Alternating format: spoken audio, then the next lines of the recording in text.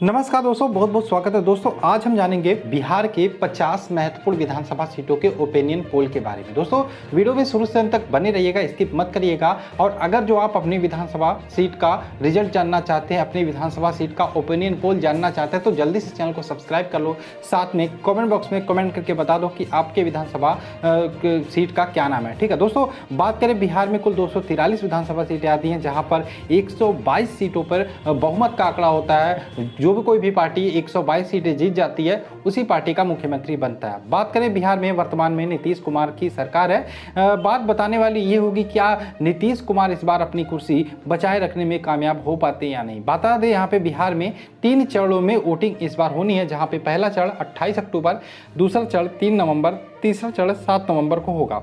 और रिजल्ट की बात करें तो 10 नवंबर को नतीजे आने हैं। वहीं पे इसके पहले मैंने जो ओपिनियन पोल बताए, तो सीटों के आंकड़े जारी होने के बाद इसमें एक बात साफ निकल के आ रही है कि एनडीए यानी कि जेडीयू नीतीश कुमार फिर से बिहार में वापसी कर सकते हैं। तो देखने वाली बात क्या होगी। चलिए यहाँ पे कुछ यहाँ पे क्या चल रहा है बिहार में, इसको जान लेते हैं। सबसे पहले तो बिहार में बात करें, पहली बार ऐसा हो सकता है कि बीजेपी जेडीयू से ज़्यादा सीटों पर बिहार में विधानसभा चुनाव लड़ेगी। हालांकि ये बात अलग है, लोकसभा में ज़्यादा सीटों पर बिहार में बीजेपी चुनाव लड़ती है, लेकिन अभी तक ऐसा नहीं हुआ था कि बीजेपी जेडीयू से ज़्यादा सीटों पर चुनाव लड़े। हालांकि इसमें बीजेपी का ही फायदा देखने को मिल रहा है, और ये चीज़ें तब निकल के आई जब एलजेपी ने एनडीए से नाता तोड़ दिया। लेकिन फिर भी एलजेपी बोल रही कि हम बीजेपी के साथ मिलकर चुनाव लड़ेंगे और हमारा जो झगड़ा है वो जेडीयू से है। ठीक है, अब देखने वाली बात होगी इसमें आगे क्या होता। तो यहाँ पे बता दें, बीजेपी कुल बिहार में 121 सीटों पे चुनाव लड़ने वाली है। वहीं पे जेडीयू के खाते में 115 सीटें मिल रही हैं जो चुनाव लड़ेगी। और यहीं पे जीतन राम मांझी की पार्टी की बात करें, उनको 7 सीटें मिलती हुई दिख रही हैं। तो यहाँ पे एक और बड़ी खबर जो निकल के आई है, एलजेपी के उपाध्यक्ष जो रहे, भोजपुर के 4 बार के विधायक रहे हैं सुनील पांडे, उन्होंने इस्तीफा दे दिया है। और ये खबर निकल के आ रही है कि वो निर्दल चुनाव लड़ सकते हैं। तो चलिए देख लेते हैं यहाँ पे स्टार्टिंग की 50 जो विधानसभा सीटें हैं, यहाँ का ओपिनियन पोल कौन यहाँ से इस बार चुनाव जीत सकता। तो सबसे पहले हम बात कर लेते हैं वाल्मीकि नगर की। तो वाल्मीकि नगर की बात करें, 2015 में जब चुनाव हुआ था, तो यहाँ से धीरेन्द्र प्रताप सिंह उर्फ रिंकू सिंह यहाँ से चुनाव जीते थे, और ये इंडिपेंडेंट कैंडिडेट थे। लेकिन इस समय बात करें वर्तमान में, यह सीट वाल्मीकि नगर की आरजेडी के खाते में जाता हुआ दिखाई दे रहा है, यानी कि महागठबंधन यह सीट निकाल सकता है। वहीं रामनगर विधानसभा सीट की बात करें, यह बीजेपी या एनडीए के खाते में जा सकता है। नरकटियागंज विधानसभा सीट की बात करें, यह भी बीजेपी के खाते में जाता हुआ दिखाई दे रहा है। अब बात कर लेते हैं बगहा विधानसभा सीट, यह भी बीजेपी के खाते में जा सकता है। लौरिया विधानसभा सीट की बात करें, यह भी आपका बीजेपी के खाते में जाता हुआ दिखाई दे रहा है। अब बात कर लेते हैं हम नौतन विधानसभा सीट की। नौतन विधानसभा सीट की बात करें, यहाँ से नारायण प्रसाद जीते थे 2015 में, भाजपा के कैंडिडेट थे। और इस बार भी नौतन जो विधानसभा सीट है, यह भी बीजेपी के खाते में जाता हुआ दिखाई दे रहा है। अब बात कर लेते हैं चंपतिया विधानसभा सीट की। तो यह भी फिर से बीजेपी के खाते में जा सकता है। प्रकाश राय यहाँ से जीते थे 2015 में चुनाव। सिकता विधानसभा सीट की बात करें, यह जेडीयू के खाते में जाता हुआ दिख रहा है। यहाँ से 2015 में भी जेडीयू से खुर्शीद अहमद चुनाव जीते थे। अब बात कर लेते हैं रक्सौल विधानसभा सीट की। तो रक्सौल विधानसभा सीट यह भाजपा के खाते में जा सकता है। और सुगौली विधानसभा सीट आरजेडी बीजेपी के खाते में। नरकटियागंज विधानसभा सीट आरजेडी के खाते में जा सकता है। हर सिद्धि विधानसभा सीट की बात करें तो यह बीजेपी के खाते में। गोविंदगंज विधानसभा सीट भी बीजेपी के खाते में जाता हुआ दिखाई दे रहा है। अब बात कर लेते हैं केसरिया विधानसभा सीट। तो केसरिया विधानसभा सीट की बात करें, यह आपका आरजेडी के खाते में जा सकता है। वहीं कल्याणपुर की बात करें तो यह आपका एनडीए या भाजपा के खाते में जा सकता है। अब बात कर लेते हैं पिपरा विधानसभा सीट की। तो पिपरा विधानसभा सीट की बात करें, यह आरजेडी के खाते में जा सकता है।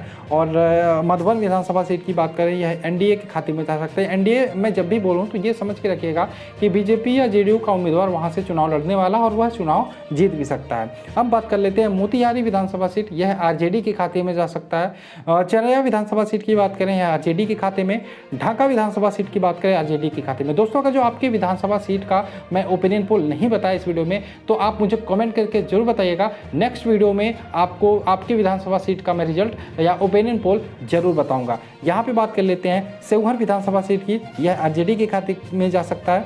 और रीगा विधानसभा सीट की बात करें, यह आरजेडी के खाते में जा सकता है। अब बात कर लेते हैं बाथनाहा विधानसभा सीट, यह बीजेपी के खाते में। परिहार विधानसभा सीट की बात करें, यह आरजेडी के खाते में जाता हुआ दिखाई दे रहा है। दोस्तों ओपिनियन पोल की बात करें, ये चुनाव से पहले की चीज़ें होती हैं और चुनाव से एक दिन पहले भी नतीजे में बदलाव देखा जा सकता है, इसलिए आपको बने रहना हमारे साथ, चैनल को सब्सक्राइब कर लेना है तथा पल पल के वीडियो के अपलोड जो मिलते रहते हैं उसको आपको देखते रहना है। अब बात कर लेते हैं सूरसंद विधानसभा सीट, यह आरजेडी के खाते में जा सकता है। बागपति विधानसभा सीट की बात करें, यह आरएलएसपी के खाते में जा सकता है। सीतामढ़ी विधानसभा सीट आरजेडी के खाते में जा सकता है। वहीं सैदपुर विधानसभा सीट की बात करें, यह आरजेडी के खाते में। बेलासांड विधानसभा सीट की बात करें, यह आपका जा सकता है एनडीए के खाते में। और हरलाखी विधानसभा सीट की बात करें, यह भी आपका बीजेपी के खाते में जाता हुआ दिखाई दे रहा है। अब बात कर लेते हैं बेनीपट्टी विधानसभा सीट, यहाँ से कांग्रेस के उम्मीदवार जीती थी 2015 में भावना झा, लेकिन इस बार यह सीट जो सीट है यह बीजेपी के खाते में जाता हुआ दिखाई दे रहा है, एनडीए के खाते में जा सकता है। खजौली विधानसभा सीट की बात करें, यह आरजेडी के खाते में जा सकता है। अब बात कर लेते हैं बाबू बरही विधानसभा सीट, यह एनडीए के खाते में जा सकता है। बिस्फी विधानसभा सीट की बात करें, यह आपका इस टाइम बात करें जो आरजेडी के खाते में जा सकता है। जो 2015 का चुनाव हुआ था उसमें भी आरजेडी के खाते में ही गया था। यहाँ से फयाज अहमद चुनाव जीते थे। अब बात कर लेते हैं मधुबनी विधानसभा सीट की, तो यह फिर से आरजेडी के खाते में जा सकता है। और बात करें अगर जो हम राजनगर विधानसभा सीट आरजेडी के खाते में। झांझरपुर विधानसभा सीट की बात करें, यह बीजेपी के खाते में इस बार जा सकता है। फूलपारस विधानसभा सीट की बात करें तो फूलपारस विधानसभा सीट जो है ये जेडीयू के खाते में जा सकता है। और लौकहा विधानसभा सीट ये एनडीए के खाते में जा सकता है। निर्मली विधानसभा सीट एनडीए के खाते में। पिपरा विधानसभा सीट की बात करें आरजेडी के खाते में जा सकता है। वहीं त्रिवेणीगंज जेडीयू के खाते में। सौपाल विधानसभा सीट की बात करें एनडीए या बीजेपी या जेडीयू, एनडीए मतलब बीजेपी जेडीयू आप मान सकते हैं, जो भी उम्मीदवार लड़ेगा उसके खाते में ये सीट जाने वाली है। अब बात कर लेते हैं छातापुर विधानसभा सीट आरजेडी के खाते में जा सकता है। नरपतगंज विधानसभा सीट की बात करें, यह आरजेडी के खाते में जा सकता है। रानीगंज विधानसभा सीट की बात करें, यह एनडीए के खाते में जा सकता है। वहीं फोर्सगंज विधानसभा सीट की बात करें एनडीए के खाते में। अररिया विधानसभा सीट की बात करें, यह आपका आरजेडी के खाते में। जोकीहट विधानसभा सीट की बात करें जो जेडीयू के खाते में। दोस्तों आज हमने 50 विधानसभा सीटों के ओपिनियन पोल के बारे में बात की। कल हम आपको और वीडियो लेकर आएंगे जिसमें हम 50 और विधानसभा सीटों के बारे में बात करेंगे, उसके लिए आपको बने रहना हमारे साथ। दोस्तों आज जो हमने 50 विधानसभा सीटों के बारे में बताया, इसमें 28 सीटें जो जा रही हैं वो एनडीए के खाते में जाते हुए दिखाई दे रही हैं और जो 22 सीटें हैं वो जा रहे हैं यूपीए और महागठबंधन के खाते में। यानी कि आज जो हमने 50 सीटें देखे इसमें एनडीए नीतीश कुमार का पलड़ा भारी है और बाकी कल जो हम 50 सीटें देखेंगे उसमें देखने वाली बात होगी किसका पलड़ा भारी रहता है। दोस्तों बने रहिए हमारे साथ बिहार चुनाव की पल पल के अपडेट के लिए, घर से पाने के लिए। और चुनाव के नतीजे 10 तारीख को आएंगे और 10 तारीख को हम सबसे पहले आपको प्रत्येक सीट का नतीजा बताने वाला है। तो उसके लिए आपको क्या कहना है, बने रहना हमारे साथ, चैनल को सब्सक्राइब कर लेना है। चलिए मिलते हैं नेक्स्ट वीडियो में। जय हिंद दोस्तों, जय भारत।